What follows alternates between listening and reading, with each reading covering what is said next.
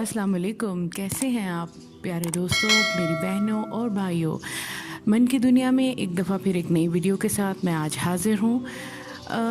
दुनिया में हर तरफ डिप्रेशन है, एंग्जाइटी है, लोग परेशान हैं अपनी सोचों को लेके। कोई मुस्तकबिल का खौफ है, किसी को अपने आने वाले कल से डर लगता है, किसी को अपने पास्ट का खौफ है कि हमारे माजी की बातें किसी को पता ना चल जाए, और कोई वैसे ही बहुत कम हिम्मत है। तो प्यारे दोस्तों, आप लोग आज सर की इस नई वीडियो को देखिए, सुनिए, गौर से सुनिए, और कहीं इसमें आपके लिए कोई क्लू तो नहीं कि आपकी परेशानियों का हल तो नहीं, कहीं आपको इससे हिम्मत ना मिल जाए। तो ज़रूर सुनिए और प्लीज़ कमेंट भी कीजिए और लाइक करना ना भूलिए, और चैनल को सब्सक्राइब तो कर ही दीजिए ना। जज़ाकल्लाह। रियल स्टोरी सुनाता हूँ और उस रियल स्टोरी के बाद मैं आपसे कुछ सवालात करूँगा।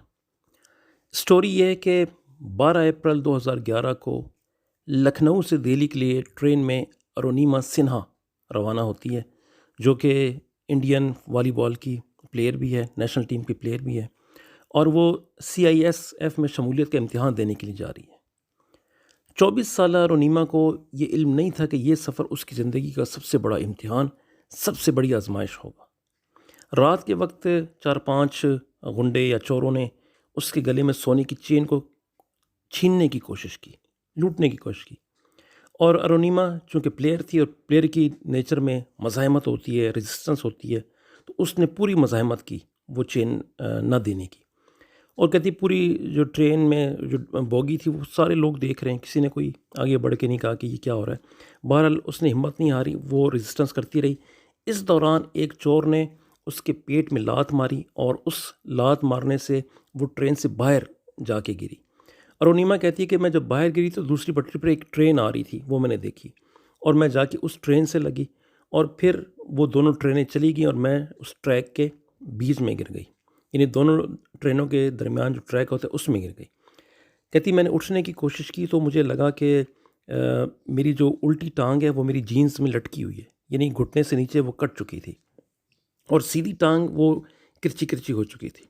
कहती तकलीफ़, पेन, कराहना ये सारी रात मेरा जारी रहा, और 7 घंटे की तवील रात उसके लिए वो उस ट्रैक में पड़ी रही। और अरुणिमा कहती है कि जो ट्रैक्स के दौरान चूहे होते हैं वो आके मेरी टांगें नोचते रहे।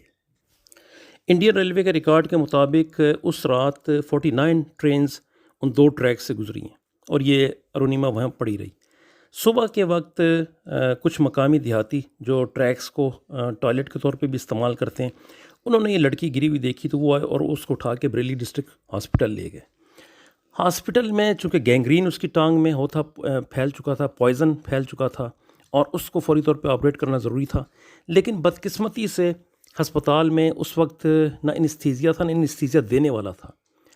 अरुणिमा ने बंद आँखों में उनकी ये बात सुन ली अमले की कि इनके पास ये इंतज़ाम नहीं, तो इसने कहा कि आप मेरा ऑपरेट मेरे होश में ही कर दें। तो फिर उसे बग़ैर एनेस्थीसिया के उसके होश में उसकी टांग काट दी गई।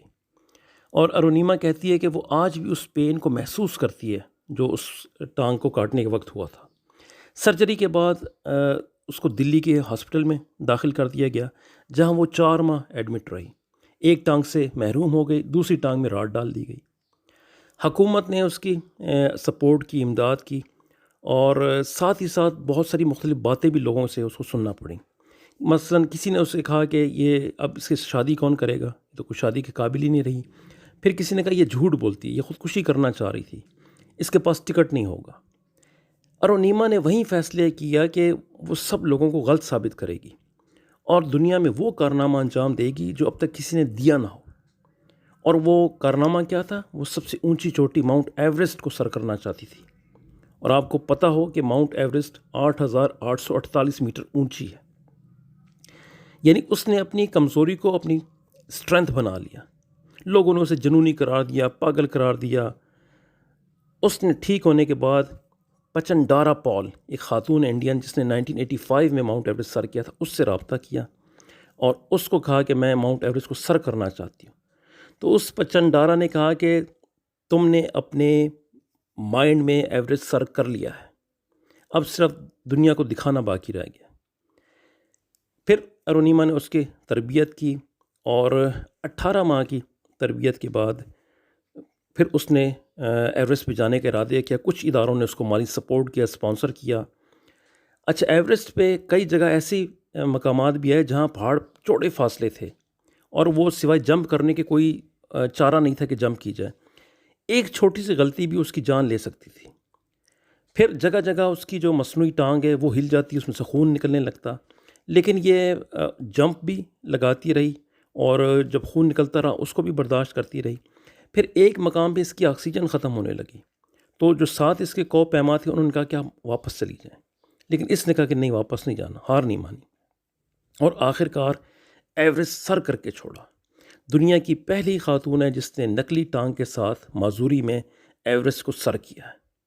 پھر وہیں پہ لوگوں کے اصرار پہ پکچرز بھی بنوائیں، ویڈیو بھی بنوائی۔ وہ کہتی ہے میں وہاں چلا چلا کر بتانا چاہتی تھی کہ ایک معذور مڈل کلاس لڑکی سب کچھ کر سکتی ہے، تو آپ بھی سب کچھ کر سکتے ہیں۔ وہ کہتی ہے کہ آدمی اپنی سوچ سے معذور ہوتا ہے، اور یہ اس کی بات میں اس سے 100% اتفاق کرتا ہوں۔ ہم پہلے اپنے برین میں جیتتے ہیں یا ہارتے ہیں، باہر تو بعد میں قصہ بنتا ہے۔ پہلے یہاں ہارے ہوئے ہوتے ہیں یا جیتے ہوئے ہوتے ہیں۔ It is all in the state of mind. If you think you are beaten, you are beaten. So یہ جنونی مشن 21 مئی 2013 کو 52 ڈیز کے بعد ختم ہوا۔ واپسی کا سفر بہت مشکل تھا، اور زیادہ تر اموات اترتے وقت ہوتی ہیں۔ اکثریت کو شاید آپ میں سے پتہ نہ ہو کہ اترنے کا سفر بہت مشکل ہوتا ہے۔ مجھے اس کا ذاتی تجربہ ہے، اور میں بھی موت کے منہ سے بچا ہوا ہوں۔ ایک دفعہ پاؤں پھسل جائے، تھرک جائے، ہٹ جائے، سلپ ہو جائے، تو رکنا بہت ہی مشکل ہوتا ہے، بہت ہی مشکل ہوتا ہے۔ پھر ارونیما کی ادھر آکسیجن ختم ہو گئی، اور آکسیجن ختم ہونے سے یہ گر گئی، اور ایک وقت میں لگ رہا تھا کہ مرنے والی ہے، لیکن ارونیما کہتی ہے کہ میں نے کہا کہ اوپر والے کی لسٹ میں ابھی تک میرا نام نہیں ہے کہ اس کو فوت کیا جائے۔ اتفاق سے کچھ برطانوی کوپیما وہاں سے واپس آ رہے تھے اپنا پروگرام ملتوی کر کے، ان کے پاس ایکسٹرا آکسیجن کا ٹینک تھا، انہوں نے اس کو آکسیجن وہ فراہم کی، اور وہ بچ گئی۔ تو ارونیما کہتی ہے کہ جس میں جینے کا جذبہ ہو، قسمت بھی اسی کا ساتھ دیتی ہے، باقی سب بہانے ہیں۔ اچھا، اس واپسی کے سفر میں اس کا مصنوعی پیر بھی نکل گیا۔ اب -60 ادھر تھا ایوریسٹ پہ، مصنوعی پیر نکل گیا ہے، اس کے ہاتھ کی رنگت اور وہ چہرے کی رنگت بالکل براؤن بلو ہو رہی ہے۔ کہتی میرے آنکھوں سے آنسو نکل گئے، لیکن میں نے ہمت نہیں ہاری، اور اپنی کو پیما کی جو رسی ہے اس کو مضبوطی سے پکڑے ہوئے مصنوعی ٹانگ کو جو نکل چکی تھی دوسری ٹانگ سے دھکیلتی رہی۔ تو راستے میں اکثر لوگ حیرت سے دیکھتے تھے کہ اس کی تو موت کی خبر آنی چاہیے تھی، زندہ کیسے آ رہی ہے؟ لیکن بہرحال اس نے اس چوٹی سر کر لی اور واپس آ گئی۔ اس کے بعد اس نے 5-6 چوٹیاں اور سر کی ہیں۔ تنزانیہ میں ایک چوٹی ہے، اس کو سر کیا، یورپ میں ہے، آسٹریلیا میں ہے، ارجنٹینا میں ہے، انڈونیشیا میں ہے، افریقہ میں ہے، وہ ساری چوٹیاں اس نے سر کی۔ برطانیہ میں اس کو اعزاز ملا، ہندوستان میں پدم شری ایوارڈ جو چوتھا بڑا اعزاز ہے وہ ملا، ماسکو میں اس کو PhD کی ڈگری اعزازی طور پہ دی گئی۔ وہ کہتی ہے کہ سب سے بڑی موٹیویشن آپ خود ہیں، جیسا ہم سوچتے ہیں ہمارا جسم اسی طرح عمل کرتا ہے۔ اب اس کہانی کو جو ریئل اسٹوری ہے، ارونیما ابھی بھی زندہ ہے اور اپنی ایک اکیڈمی بنانا چاہتی ہے لوگوں کے لیے۔